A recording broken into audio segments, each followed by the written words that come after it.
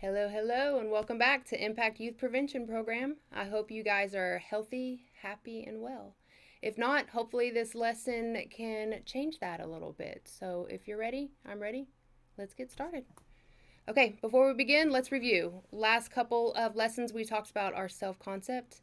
And if you remember, our self-concept is the way that we think and feel about ourselves, and how our thoughts leads to our actions, and our actions leads to our feelings, and how this can work in either a positive or a negative self-reinforcing circle.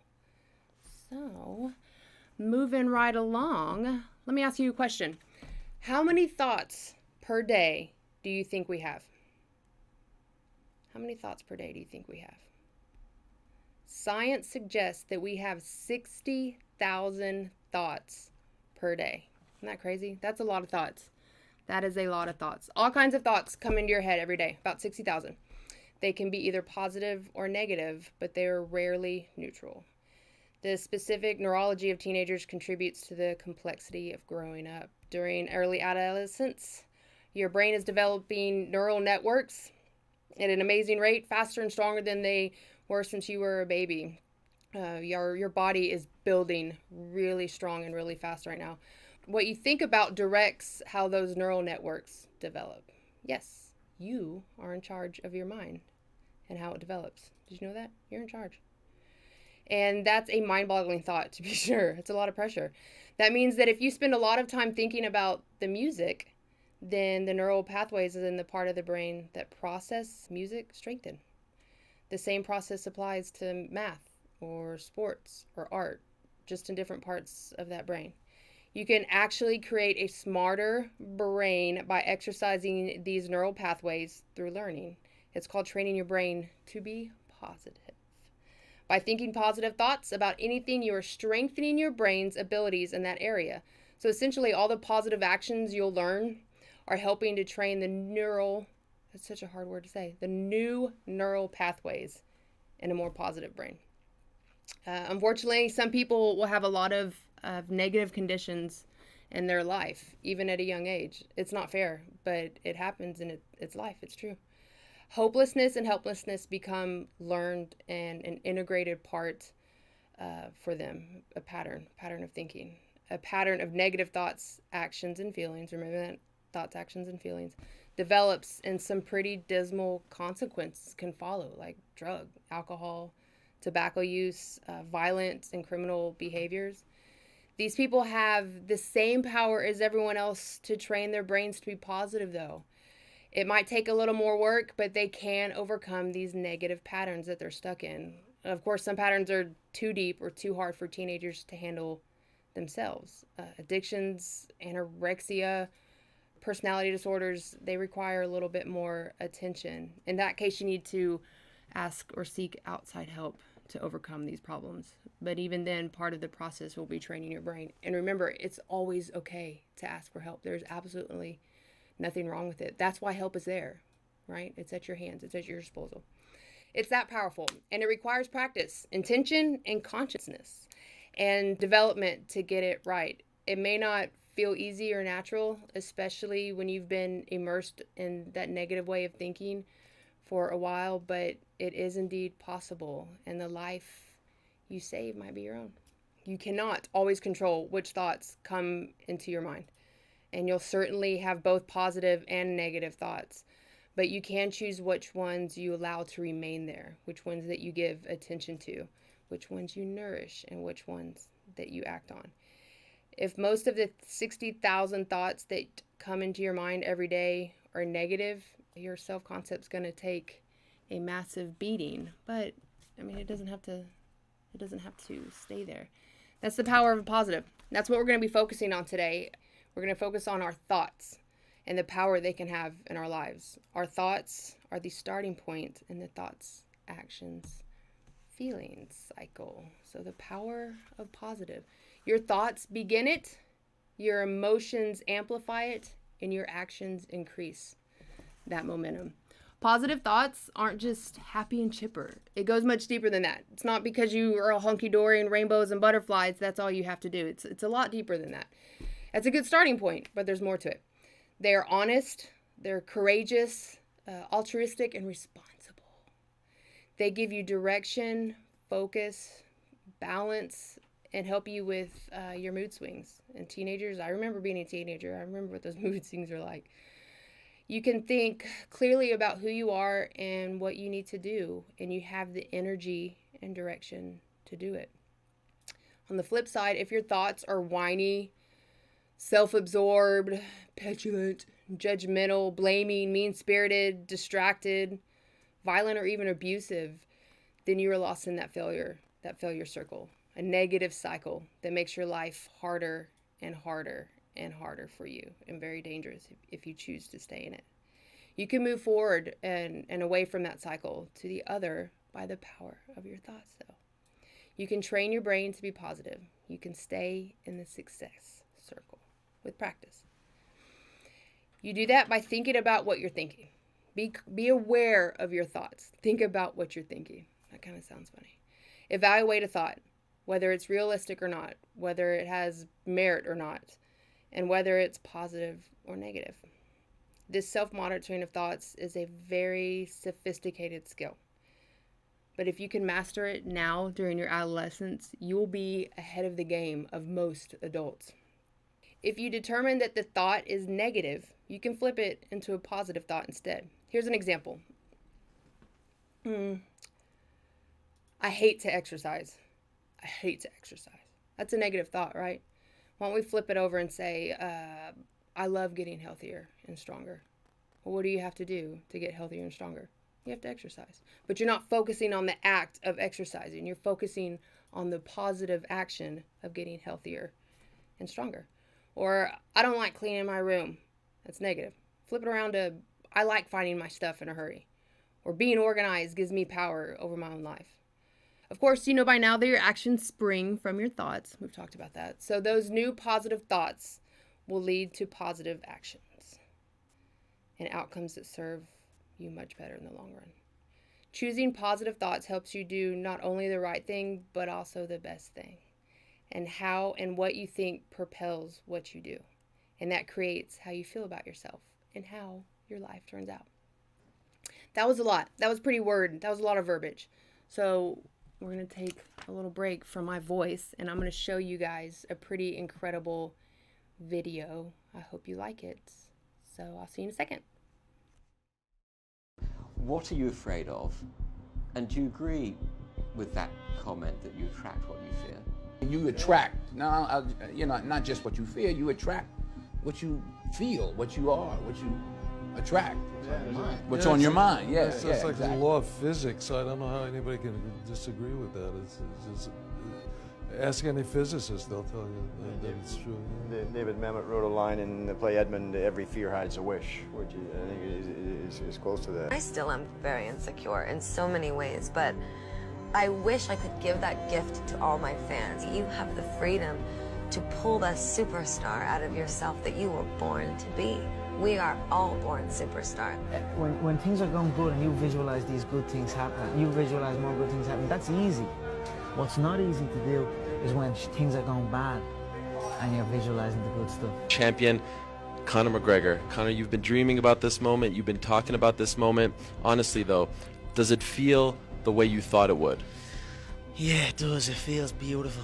I dreamt this so much, so clearly, so precisely, and so frequently that it has manifested itself into reality, and that's what I am feeling right now. It's a dream come true. I would visualize things coming to me that I wanted or whatever. This was in like 1987, 85, yeah. And I had nothing at that time, so it was like, but it just made me feel better. It made me, at that time, all it really was for me was kind of making me feel better. I would drive home and think, well, I do have these things, and they're out there. I just don't have a hold of them yet, but they're out there. Okay. So didn't you write yourself a check? I heard that you did. Is that true? I wrote myself a check for $10 million for acting services rendered, and I gave myself 5 years, or 3 years maybe, and I dated it Thanksgiving 1995, and I put it in my wallet, and I kept it there, and it deteriorated and stuff, but then just before Thanksgiving 1995, I found out that I was going to make $10 million on, I think it was Dumb and Dumber. Dumb and Dumber, yeah. So you visualize yourself like... Visualization works if you work hard. Yeah. Well, yeah, that's Yeah, the thing. You work can't just hard. visualize Yeah. and then, go eat a sandwich. Like, you just decide what it's going to be, who you're going to be, how you're going to do it. Just decide. And then from that point, the universe is going to get out your way. It's like, it's water. It wants to move and go around stuff, you know. So for me, I want to represent possibilities. I want to represent the idea that you really can make what you want. There are many ways to get the things that we want for ourselves in our lives. But basically, it all begins with how we choose to think. As you think, so shall you be. 7 little words that I think are perhaps the most important things that we can learn and master in our lives. This old proverb notion that I become what I think about all day long. And once you know that what you think about is what expands, you start getting real careful about what you think about. You don't allow your thoughts to be on anything that you don't want or that you wouldn't want to have manifest or show up for you in your life. Like attracts like. You have to understand, you are a magnet. Whatever you are, that's what you draw to you. If you're negative, you're going to draw negativity. You're positive, you draw positive. You're a kind person, more people are kind to you. So you're like a magnet, you know, and you got to understand something about like attracts like. If you see it in your mind, you can hold it in your hand. This is so true. Joy and depression cannot reside in the same space. Laugh every chance you get. Just bust out laughing, even if it ain't funny. Just laugh.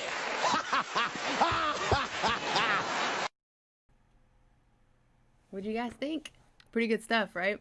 The key there, one of the things I want to point out, though, was Jim Carrey when he said that you have to put action behind it. You can't make a wish and then just go sit on the couch and make a sandwich. I always wanted to write a book, and here I am today, and I'm thinking, where is my book tour? Why am I not on my book tour? Well, I haven't written the book, nor have I picked up a pen to paper or started typing. So a dream without action becomes fantasy. And when you get lost in fantasy, that can be a dangerous place, because in your mind, you're creating these things, but in reality, you're still sitting in the same place. So have a dream, have a goal, have a vision, but don't forget to put that action behind it, okay? Denzel Washington. We're just going to go through a couple little backstory on some of the actors that were showcased in that video. Denzel Washington was raised in a lower middle class family in the New York suburbs. He was surrounded by drugs and crime. He got in a lot of trouble when he was younger, and he was sent to a military academy because he didn't know how to behave. Lady Gaga. She was born in an affluent family. So a wealthy family, but she experienced a lot of emotional trauma when she was younger because she never felt like she fit into her world. She was always very flamboyant and eccentric, and people weren't ready for that. They didn't know how to handle it. So she suffered a lot of bullying, anxiety, depression, self-destructive behaviors, but now she's an advocate for mental health disorders, and she openly shares about her experience. And those who struggle with the same thing that she struggled with, always be true to yourself. Always, always. Jay-Z, raised by a mother in Brooklyn, Marcy Projects, one of the worst neighborhoods in the world. He dealt drugs, flirted with gun violence. But there's this quote: "I went to school, got good grades, could behave when I wanted to, but I had demons deep inside that would raise when confronted." Conor McGregor, lower working middle class upbringing in Crumlin, Ireland. His dad, I believe, owned a plumbing business out there, and that was where his life was going to stay, which is absolutely nothing wrong with that. We're going to get into that in just a second, but just showing you guys what their life was like at the beginning and where they are now. Jim Carrey, dire poverty in his childhood. He had to drop out of school, I believe in middle school, so that he could go to work and make money for his family. So he didn't even get to finish school. Will Smith grew up in a strict but loving middle class family. Steve Harvey worked as an auto worker, insurance salesman, carpet cleaner, and even a mailman. Can you imagine him as a mailman? He'd be the funniest mailman ever. So yeah, there you go. That's a little backstory on each of them that were in that video. Some of you can probably relate to you have similar childhoods, similar things to overcome. Now, I do want to say this.